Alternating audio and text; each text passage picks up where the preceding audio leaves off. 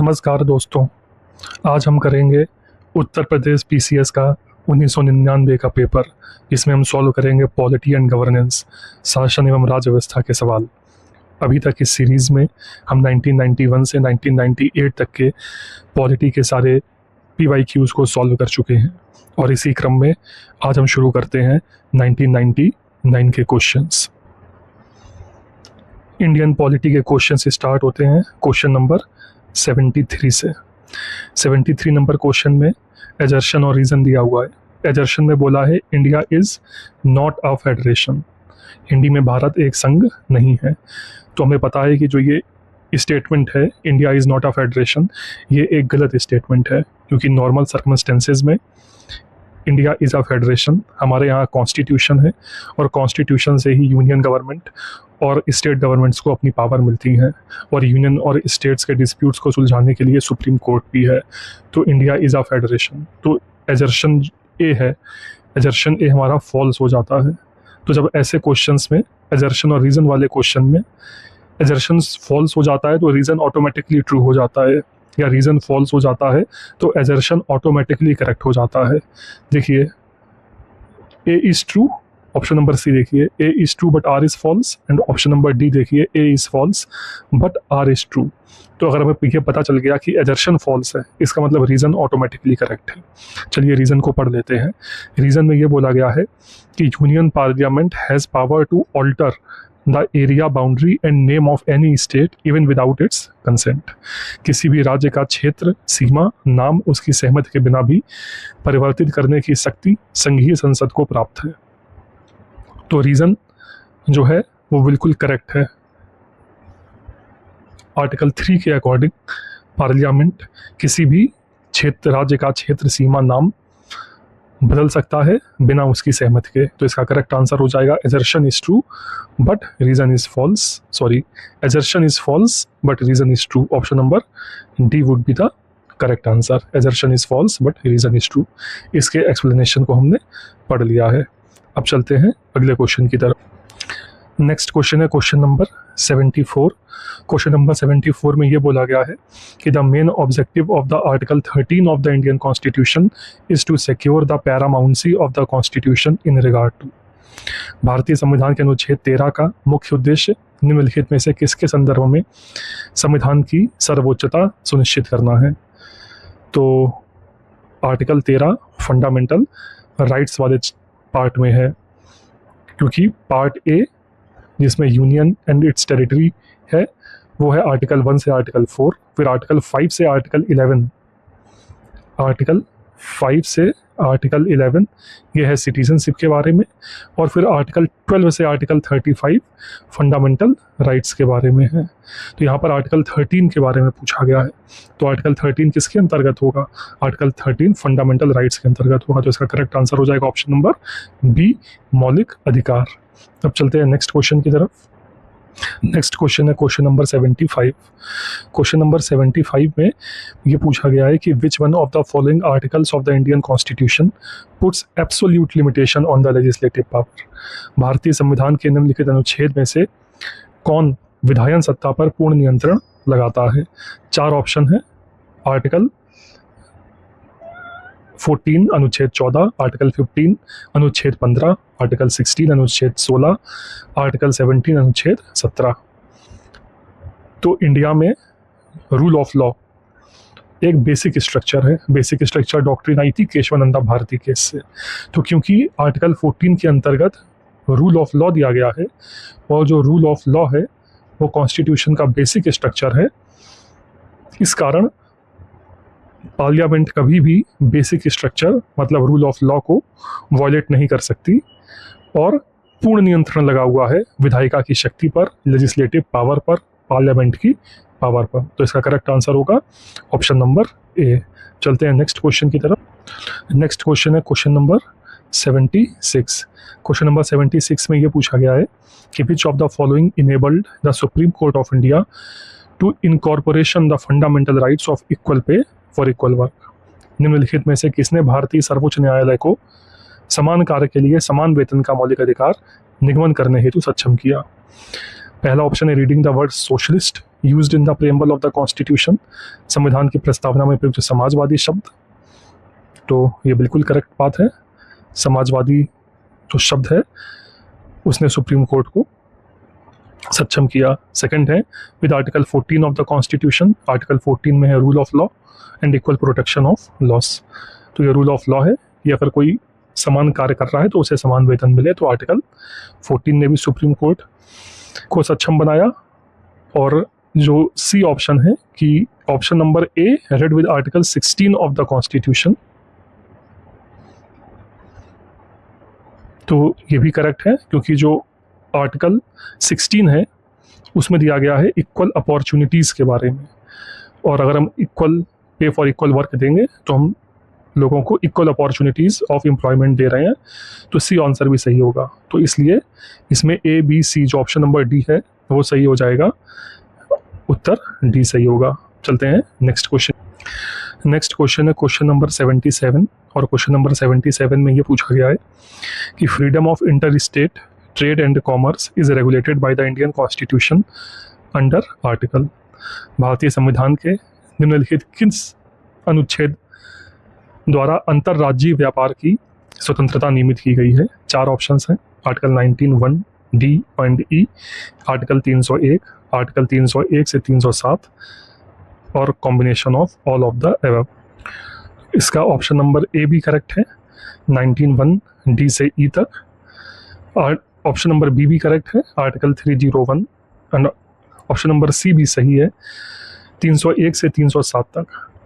तो ये प्रीलिम्स में अगर क्वेश्चन आ गया तो 1% लोग भी नहीं होंगे जो इस PYQ को सही कर पाएंगे, लेकिन क्योंकि आप इसे ध्यान से पढ़ रहे हैं तो आप इसको सही कर लेंगे कि inter state trade and commerce, अंतर्राज्यीय व्यापार की स्वतंत्रता अनुच्छेद 19 के 1 डी एंड ई से, 301 से और 301 से 307, इन सभी के कॉम्बिनेशन से मिलती है। तो इसका करेक्ट आंसर हो जाएगा option number D, combination of all of the above. ये क्वेश्चन बहुत इंपॉर्टेंट क्वेश्चन है। अब चलते हैं नेक्स्ट क्वेश्चन की तरफ। क्वेश्चन नंबर 78 है कि which one of the following pairs of states have equal representation in the council of states. निम्नलिखित राज्यों में से किसे राज्यसभा में समान प्रतिनिधित्व प्राप्त है?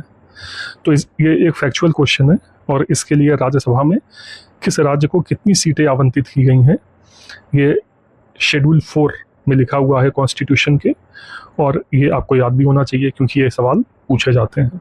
तो आंध्र प्रदेश को कितनी सीट्स हैं? आंध्र प्रदेश को 11 सीट्स हैं। महाराष्ट्र को कितनी सीट्स हैं? महाराष्ट्र को 19 सीट्स हैं। तमिलनाडु को कितनी सीट्स हैं? तमिलनाडु को 18 सीट्स हैं राज्यसभा में। एंड राजस्थान को कितनी सीट्स हैं? राजस्थान को 10 सीट्स हैं। एंड गुजरात को कितनी सीट्स हैं? गुजरात को 11 सीट्स हैं। तो वर्तमान समय में कोई भी ऑप्शन सही नहीं है, लेकिन जब ये सवाल पूछा गया था तब आंध्र प्रदेश का बंटवारा नहीं हुआ था, तो उस टाइम के हिसाब से आंसर बी इसका सही आंसर होता। लेकिन आज के समय में आंध्र प्रदेश और गुजरात इन दोनों के पास 11-11 सीट्स हैं राज्यसभा में, और इन्हें समान प्रतिनिधित्व प्राप्त है। वहीं राजस्थान को 10 सीट्स प्राप्त है, तमिलनाडु को 18 और महाराष्ट्र को 19 सीट्स प्राप्त है। अब चलते हैं नेक्स्ट क्वेश्चन की तरफ। अगला क्वेश्चन है क्वेश्चन नंबर 79।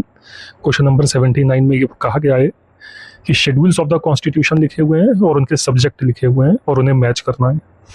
तो अभी मैंने बताया कि शेड्यूल 4 में राज्यसभा में किस राज्य के पास कितनी सीटें रहेंगी वह दिया हुआ है। तो जो ऑप्शन नंबर ए है वो किससे मैच हो जाएगा? वो मैच हो जाएगा 3 से, काउंसिल ऑफ स्टेट्स से।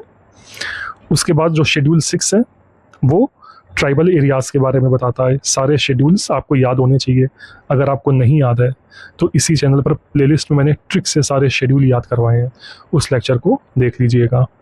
तो शेड्यूल 6 में है ट्राइबल एरियाज़ के बारे में, शेड्यूल 5 में है शेड्यूल्ड एरियाज़ के बारे में। उसके बाद जो 8th शेड्यूल है उसमें भाषाओं के बारे में है, लैंग्वेजेस के बारे में है। और जो शेड्यूल 9th है वो फर्स्ट कॉन्स्टिट्यूशनल अमेंडमेंट एक्ट से ऐड किया गया था।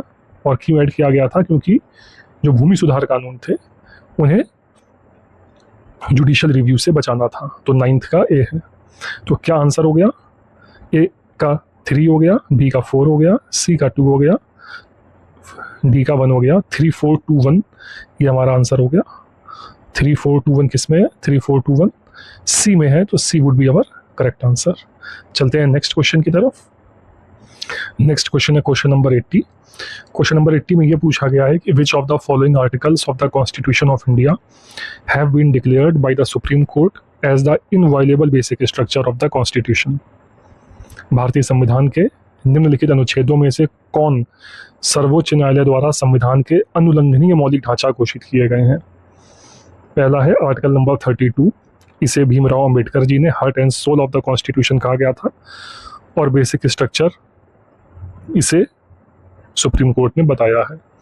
सेकंड है option article number 226, article number 32 और आर्टिकल 226, इसके द्वारा क्रमशः सुप्रीम कोर्ट तथा हाई कोर्ट रिट्स इशू करते हैं, परमादेश निर्गत करते हैं नागरिकों के मौलिक अधिकार की रक्षा के लिए। तो ये इनवायलेबल बेसिक स्ट्रक्चर का हिस्सा है। उसके साथ साथ जो थर्ड ऑप्शन है आर्टिकल नंबर 227, इसके द्वारा हाई कोर्ट को यह शक्ति प्राप्त है कि वह अपने क्षेत्र अधिकार में स्थित सभी निम्न अदालतों को अधीक्षण करती है।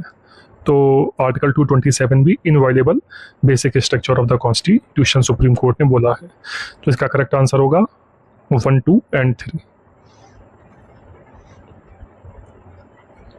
ए would be our correct answer. चलते हैं नेक्स्ट क्वेश्चन की तरफ। नेक्स्ट क्वेश्चन है क्वेश्चन नंबर 81। क्वेश्चन नंबर 81 में ये पूछा गया है कि constitution amendment act may be declared unconstitutional bye the supreme court of India if it. कोई भी संविधान संशोधन कानून भारतीय सर्वोच्च न्यायालय द्वारा असंवैधानिक घोषित किया जा सकता है यदि वह, पहला option, establishes 3 tyre federal setup in place of the existing 2 tyre setup. पहला ऑप्शन है establishes 3 tyre federal setup in place of the existing 2 tyre setup, वर्तमान द्विस्तरीय व्यवस्था के स्थान पर 3 स्तरीय व्यवस्था स्थापित करता है। तो ये स्टेटमेंट गलत हो जाएगा क्योंकि इसे असंवैधानिक घोषित नहीं किया जा सकता, क्योंकि फेडरल सेटअप में 2 टायर हो 3 टायर हो, यह निर्णय करने का अधिकार संसद के पास है। तो जो पहला स्टेटमेंट है वो एक इनकरेक्ट स्टेटमेंट है, क्योंकि इसे न्यायालय द्वारा असंवैधानिक घोषित नहीं किया जा सकता। जो सेकंड स्टेटमेंट है उसमें दिया हुआ है removes right of equality before the law from part 3 and places it elsewhere in the constitution. Part 3 में तो हमारे फंडामेंटल राइट्स दिए हुए हैं, मूलभूत अधिकार दिए हुए हैं। अगर समानता के अधिकार को पार्ट 3 से हटा के कॉन्स्टिट्यूशन में कहीं और रख दिया जाएगा, इसका मतलब जो राइट ऑफ इक्वालिटी है, समानता का अधिकार है, वो मूलभूत अधिकार नहीं बचेगा। और अभी हमने पढ़ा कि जो रूल ऑफ लॉ है आर्टिकल 14 है, वो basic structure of the constitution है, और parliament basic structure of constitution को असंवैधानिक घोषित कर सकती है। So B would be our correct answer. सही आंसर बी होगा। ऑप्शन नंबर 3 है replaces parliamentary system of executive with the presidential one. अब हमें कार्यकारिणी की संसदीय व्यवस्था के स्थान पर अध्यक्षात्मक व्यवस्था रखता है। तो देश में पार्लियामेंट्री सिस्टम होना चाहिए या प्रेसिडेंशियल सिस्टम होना चाहिए, संसदीय शासन प्रणाली अथवा राष्ट्रपति शासन प्रणाली क्या होना चाहिए, यह तय करने का अधिकार देश की संसद को है।